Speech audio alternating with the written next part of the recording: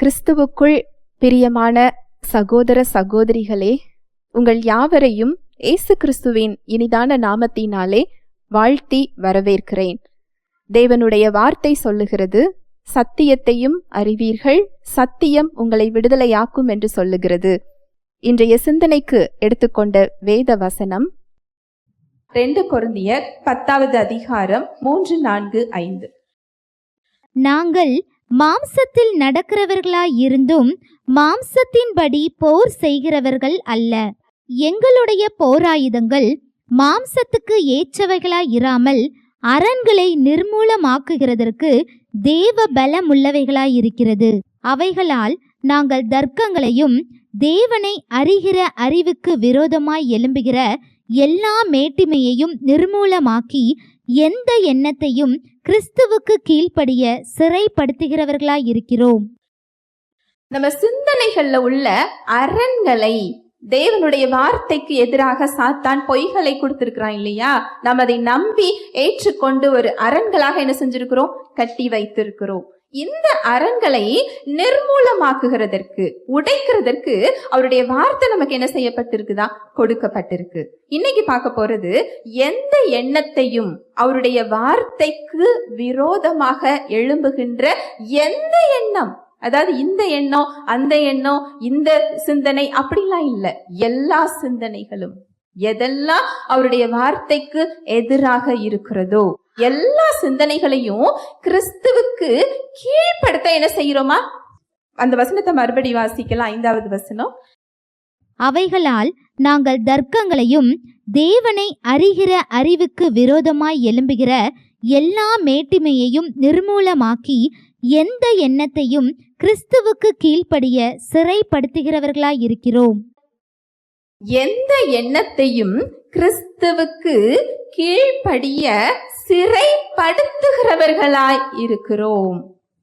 Hallelujah, praise the Lord. இந்த எண்ணத்தை சிறைப்படுத்துறது யாரு?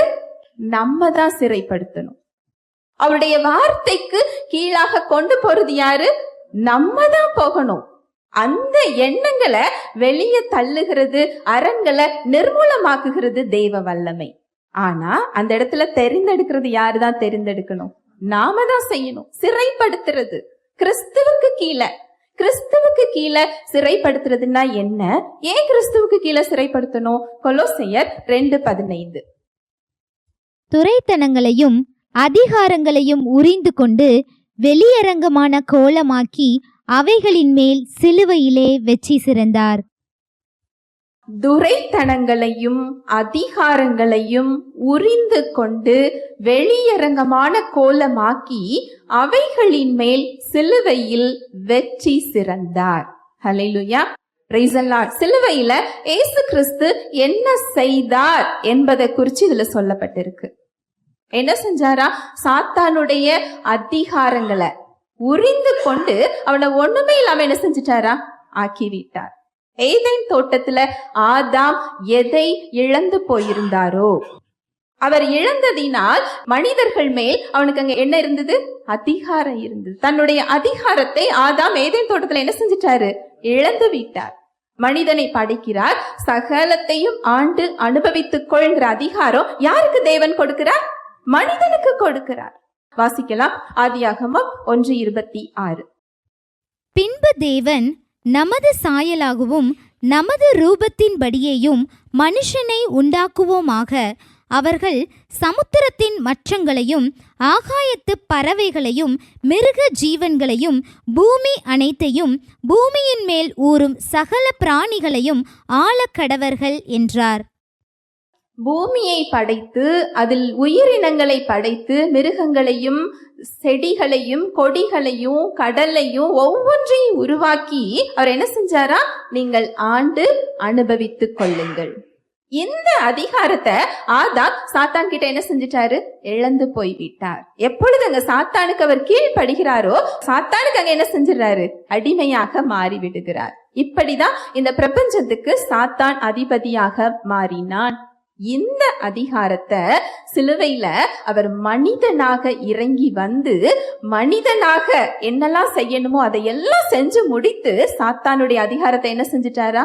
உரிந்து கொண்டார். ஹல்லேலூயா, பிரைஸ் தி லார்ட். ரோமர்கள் காலத்துல 2 ராஜா சண்டை போடும்போது தோத்து போன ராஜாவை ஜெயிச்ச ராஜா என்ன செய்வாங்களா தெரியுமா? தோத்து போன ராஜாவாக இருக்கட்டும், அந்த நாட்டோட தளபதி அவங்கள என்ன பண்ணுவாங்களாம் அப்படின்னா, கையில் உள்ள பெருவரல் கட்டவரல் ரெண்டையுமே கட் பண்ணி அவங்கள நிராயுத பாணியாக, அவங்க எந்த வாகனத்துல தேர் இல்ல என்ன மாதிரியான வண்டியில அவங்க இருந்தாங்களோ அந்த வண்டியோட சேர்த்து அவங்கள கட்டி வச்சு, அவங்கள ஒன்றுமே இல்லாமல் எதுவுமே இல்லாம அவங்கள கயிறை வச்சு கட்டி வைத்து, அவங்க கிட்ட எதெல்லாம் ஜெயிச்சிருக்கிறாங்களோ அதையெல்லாம் அவங்க பின்னாடி வச்சு ஒரு அணிவகுப்பாக தெரு தெருவாக கூட்டிட்டு போவாங்களாம். யாரு? ஜெயிச்ச ராஜா தோத்து போன ராஜாவை. எதற்காக அப்படி கூட்டிட்டு போவாங்க அப்படின்னு சொன்னா, அந்த கை பெருவரல் கட்டவரல் ரெண்டையுமே எடுத்துட்டா மறுபடி வாள் என்ன செய்ய முடியாது, பிடிக்க முடியாது, சண்டைக்கு போக முடியாது. இனிமேல் இந்த ராஜாவால் நமக்கு ஆபத்து இல்லை என்று தன்னுடைய நாட்டு மக்களுக்கு அந்த பயத்தை போக்குகிறதுக்காக என்ன செய்வாங்களாம், கொண்டு போவாங்களாம் தெரு தெருவாக. அதே வார்த்தையை தான் இங்க பவுல் இந்த வசனத்துல குறிப்பிடுகிறார். வாசிக்கலாம், கொலோசையர் 2:15. துரைத்தனங்களையும் அதிகாரங்களையும் உரிந்து கொண்டு வெளியரங்கமான கோலமாக்கி அவைகளின் மேல் சிலுவையிலே வெற்றி சிறந்தார். இந்த வெளியரங்கமான கோலமாக்கி அப்படிங்கிற எபிரேய வார்த்தைக்கு அந்த தோத்து போன ராஜாவை ஜெயிச்ச ராஜா நடத்தி கொண்டு போகின்ற ஒரு அணிவகுப்பை தான் அந்த வார்த்தை என்ன செய்கிறது, குறிப்பிடப்படுகிறது. அங்க சிலுவையில பார்க்கிறவர்களுக்கு வேணா ஏசு கிறிஸ்து தோற்று போனது மாதிரி இருக்கும். இல்ல, அவர் அங்க ஒரு பெரிய வெற்றியை பார்த்திருக்கிறார். ஒரு பெரிய ஜெயத்தை அவர் செய்து முடித்திருக்கிறார். மனிதர்கள் மேல சாத்தானுக்கு என்ன அதிகாரம் இருந்ததோ, என்ன துரைத்தனங்கள் இருந்ததோ எல்லாவற்றையும் உரிந்து கொண்டாராம். ஒரு ஆடையை கலற்றுகிறது போல் அவனுக்கு என்னது இல்லையா, எதுவுமே நம்ம மேல அதிகாரம் கிடையாதான். உரிந்து கொண்டு வெளியரங்கமான கோலமாக்கி ஒரு அணிவகுப்பு போல அங்க சிலுவையில் அவர் என்ன செஞ்சிருக்கிறாரா, காண்பித்திருக்கிறார். ஹல்லேலூயா, பிரைஸ் தி லார்ட். இந்த ஜெயிச்ச ராஜா தோத்து போன ராஜாவை அணிவகுப்புல கூட்டிட்டு போகின்ற அந்த அணிவகுப்பை பார்க்காத மக்களுக்கு, அந்த ராஜா தோத்து போயிட்டாரு, அவரால் சண்டை போட முடியாது அப்படிங்கிற அந்த உண்மை தெரியுமா? தெரியாது. அது போல சிலுவையில அங்க சாத்தானுடைய அதிகாரம் உரிந்து கொள்ளப்பட்டிருக்கிறது. அவன் கிட்ட எதுவுமே இல்லை. அவனை வெளியரங்கமான கோலமாக்கி அவன் மேல் கிறிஸ்து வெற்றி சிறந்திருக்கிறார் அப்படிங்கிற அணிவகுப்ப அறிந்து கொள்ளாதவங்க, இந்த அணிவகுப்புக்கு பேரு தான் சத்தியம். இத அறிந்து கொள்ளாதவங்களால என்ன செய்ய முடியாது, தெரிந்து கொள்ள முடியாது. நம்ம தேவனை விட யார மகிமைப்படுத்திக்கிட்டு இருப்போம்?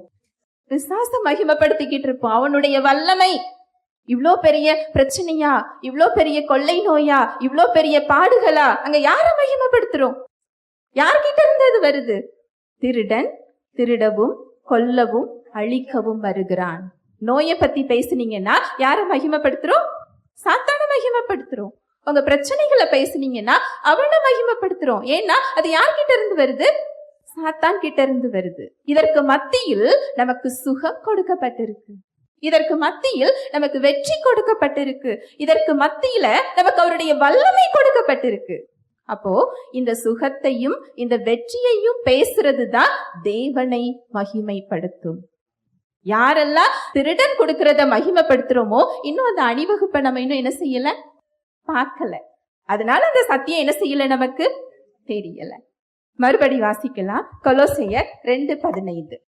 துரைத்தனங்களையும் அதிகாரங்களையும் உரிந்து கொண்டு வெளியரங்கமான கோலமாக்கி அவைகளின் மேல் சிலுவையிலே வெற்றி சிறந்தார். எதில் இருந்தெல்லாம் நமக்கு வெற்றி கொடுக்கப்பட்டிருக்கு? சிலுவையில் அவர் எதில் நமக்கு வெற்றியை கொடுத்திருக்கிறார் அப்படின்னா, முதல்ல திருடனுக்கு, சாத்தானுக்கு நம் மேல் அதிகாரம் இல்லை. நம்ம மேல அவனுக்கு என்ன செய்யாது, அதிகாரம் கிடையாது. இந்த பிரச்சனை என்ன மேற்கொள்ளுமோ, இந்த போராட்டம் என்ன மேற்கொள்ளுமோ, இல்ல சாத்தானுக்கு இவ்வளவு பெரிய வல்லமையா, நான் எத்தனை பாடுகளை நான் அனுபவித்துக் கொண்டிருக்கிறேன் அப்படிங்கிற எண்ணத்தை நீங்க இந்த வசனத்துக்கு கீழே கீழ்படுத்துறது. யாருக்கு கீழே கீழ்படுத்துறீங்க? கிறிஸ்துவுக்கு கீழே கீழ்படுத்துறீங்க. ஹல்லேலூயா. Praise the Lord. பரிசுத்த ஆவியானவர் தாமே தேவ வார்த்தையோடு கூட உங்கள் யாவரோடும் இடைப்பட்டார் என்பதை விசுவாசிக்கிறேன். தேவ வார்த்தையில் சொல்லப்பட்ட சத்தியத்தின்படி சிந்திக்க, செயல்பட இன்று நாம் தீர்மானம் எடுப்போம். தேவனுடைய கிருபையும் சமாதானமும் உங்கள் அனைவரோடும் கூட என்றைக்கும் இருப்பதாக. ஆமேன்.